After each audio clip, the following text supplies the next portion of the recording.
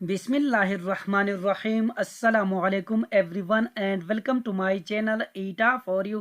प्यारे दोस्तों, हमने इंग्लिश मोस्ट रिपीटेड एमसीक्यूज का जो सिलसिला शुरू किया है, आज इसका पार्ट 2 अपलोड कर लेते हैं। तो चलिए वीडियो को शुरू करते हैं। वीडियो को शुरू करने से पहले अगर आप मेरे चैनल पर नए हो तो प्लीज़ मेरे चैनल को लाइक कीजिए, सब्सक्राइब कीजिए और ज़्यादा से ज़्यादा शेयर कीजिए।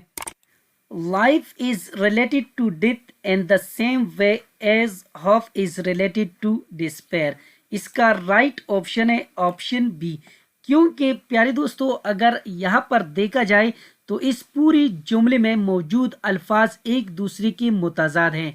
जैसे लाइफ यानी जिंदगी, इसका मुतजाद लफ्ज है मौत यानी डेथ। और इसी तरह होप मीन्स उम्मीद और इसका मुतजाद लफ्ज है मायूसी यानी डिस्पेयर। तो इस लिहाज से यहाँ पर इसका राइट ऑप्शन है ऑप्शन बी। नेक्स्ट क्वेश्चन कर लेते हैं। Somebody has drunk all my milk, choose the correct passive voice। इस क्वेश्चन में कहते हैं कि इस सेंटेंस का आपने correct passive voice find out करना है। तो यहाँ पर इसका राइट ऑप्शन है option C, all my milk has been drunk. क्योंकि ये प्रेजेंट परफेक्ट टेंस का जुमला है और इसका पैसिव वॉइस होगा all my milk has been drunk. तो इस जुमले में अगर देखा जाए ऑल माई मिल्क ये सब्जेक्ट को रिप्रेजेंट करता है, एक्सिलरी वर्ब वो है हैज़ बीन और थर्ड फॉर्म ऑफ वर्ब वो है ड्रंक। तो इस लिहाज से यहाँ पर इसका राइट ऑप्शन यही है। नेक्स्ट क्वेश्चन कर लेते हैं। और teacher has blank space us this lesson. इस क्वेश्चन में कहते हैं कि इनमें से कौन सा ऑप्शन जो है इसके लिए करेक्ट है। तो प्यारे दोस्तों, अगर यहाँ पर देखा जाए इस जुमले में हैज़ जो है, यहाँ पर हैज़ हमें ये शो करता है कि ये सेंटेंस जो है यानी प्रेजेंट परफेक्ट टेंस का सेंटेंस है, यानी ये प्रेजेंट परफेक्ट टेंस का जुमला है। तो इस लिहाज से यहाँ पर इसका राइट ऑप्शन है ऑप्शन सी, थॉट। यानी और teacher has taught us this lesson, यानी हमारे उस्ताद ने हमें ये सबक पढ़ाया है। नेक्स्ट क्वेश्चन कर लेते हैं। रियाज find blank space the line. इस क्वेश्चन में कहते हैं कि इन ऑप्शन में वो कौन सा ऑप्शन है जो इसके लिए करेक्ट है। प्यारे दोस्तों, इसका राइट ऑप्शन है ऑप्शन बी, एट। क्योंकि ये आम फिक्रा है जो किसी हदफ पर गोली चलाने के लिए इस्तेमाल होता है। जैसे the hunter fired at the deer, यानी शिकारी ने हिरन पर फायर किया। तो इस लिहाज से यहाँ पर इसका राइट ऑप्शन यही है। नेक्स्ट क्वेश्चन कर लेते हैं। Blank space many times every winter इन मरी। इस क्वेश्चन में कहते हैं कि यहाँ पर खाली जगह में कोई ऐसा ऑप्शन आना चाहिए जो बर्फबारी की वजाहत करे। ऑप्शन ए इसमें करेक्ट नहीं है क्योंकि ये माजी की बात को जाहिर करता है। तो यहाँ पर ये इसमें करेक्ट नहीं है। ऑप्शन बी, इट्स, ये मलकियत को जाहिर करता है, यानी यहाँ पर इट्स का वर्ड यूज हुआ है, ये मलकियत को जाहिर करता है। तो ये भी करेक्ट नहीं है।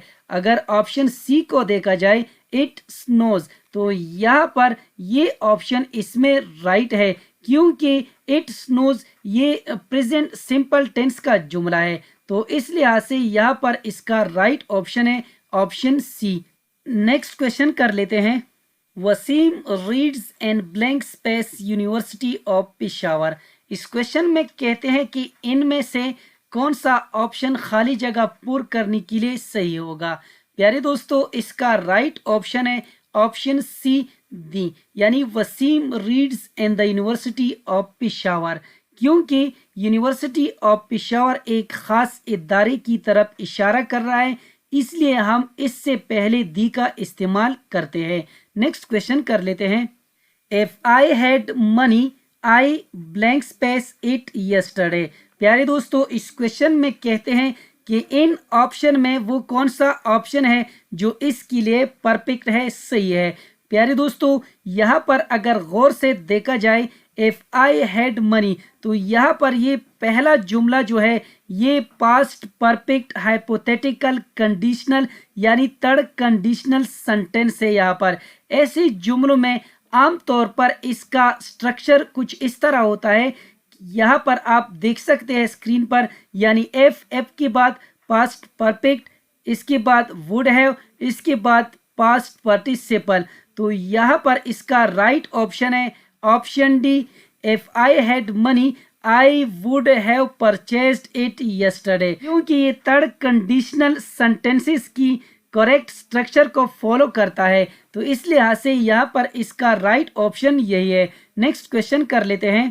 प्यारे दोस्तों, इस क्वेश्चन में कहते हैं कि जिस तरह आपको स्क्रीन पे नजर आ रहा है, इस सेंटेंस में ये वाजे हैं, यानी कंट्री का ताल्लुक जो होता है प्रेसिडेंट के साथ होता है और स्टेट का किस चीज़ के साथ होता है। तो यहाँ पर इसका राइट ऑप्शन है ऑप्शन डी, गवर्नर, यानी सदर कंट्री का सबसे आला ओहदेदार होता है और गवर्नर स्टेट का सबसे आला ओहदेदार होता है।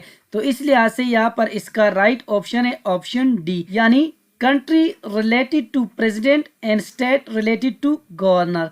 नेक्स्ट क्वेश्चन कर लेते हैं। प्यारे दोस्तों, इस क्वेश्चन में कहते हैं कि यहाँ पर इस सेंटेंस में जो वर्ड प्लेइंग आपको स्क्रीन पे नज़र आ रहा है, तो यहाँ पर ये कहते हैं कि ये हमारे साथ नीचे दी गई ऑप्शन में किया है। इसका राइट ऑप्शन है ऑप्शन डी, जरंड, क्योंकि जरंड वो पहल होता है जो आईएनजी के साथ आकर इसम का किरदार अदा करे, यानी जब वर्ब के साथ हम आईएनजी को ऐड करते हैं फिर इसको जरंड कहा जाता है। तो यहाँ पर प्लेइंग हमारे साथ जरंड है, क्योंकि ये जुमले में इसम की तौर पर इस्तेमाल हो रहा है। नेक्स्ट क्वेश्चन कर लेते हैं। The suit is quite expensive, the underline word is an example of word. प्यारे दोस्तों, इस क्वेश्चन में कहते हैं कि यहाँ पर आपको इस सेंटेंस में क्वाइट का जो वर्ड नजर आ रहा है, ये नीचे दी गई ऑप्शन में किया है। प्यारे दोस्तों, यहाँ पर अगर ऑप्शन ए को देखा जाए, वर्ब, यानी यहाँ पर क्वाइट कोई अमल जाहिर नहीं कर रहा है, तो इसलिए ये हमारे साथ वर्ब नहीं है। प्रीपोजिशन ऑप्शन बी में, प्रोपोजिशन में क्वाइट किसी लफ्ज के दरमियान ताल्लुक जाहिर नहीं कर रहा है, तो इसलिए ये प्रोपोजिशन भी नहीं है। ऑप्शन सी में एडजेक्टिव में, यानी अगर क्वाइट यानी ये किसी इसम की वजाहत नहीं कर रहा है बल्कि इस सिफत को बदल रहा है, इसलिए ये एडजेक्टिव नहीं है। और ऑप्शन डी में क्वाइट वर्ड जो है एक्सपेंसिव को मजीद एक्सप्लेन यानी वजाहत दे रहा है, और यहाँ पर अगर देखा जाए कि बहुत ज़्यादा या किसी हद तक एक्सपेंसिव है, इसलिए ये एक हमारे साथ एडवर्ब है। का राइट ऑप्शन है option D, adverb. Quite is an adverb because it modifies the adjective. तो यहाँ पर इसका राइट ऑप्शन यही है। उम्मीद करता हूँ कि आज की वीडियो आप सब दोस्तों को पसंद आई होगी। जिन दोस्तों को वीडियो पसंद आई हो, समझ गए हो, तो प्लीज़ चैनल को भी सब्सक्राइब करें, वीडियो को लाइक और शेयर लाजमी किया करें। शुक्रिया, अल्लाह हाफिज़।